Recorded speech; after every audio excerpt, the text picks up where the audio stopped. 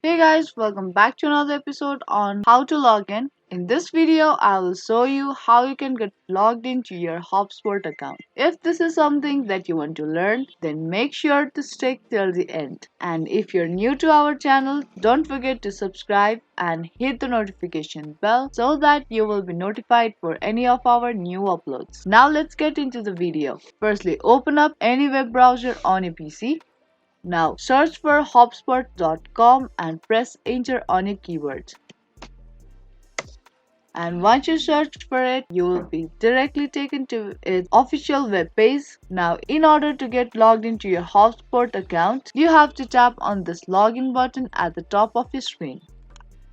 As soon as you tap on it, you will taken to the next page where you will ask to enter your email address and your password of your account. Now type in your email address and password correctly.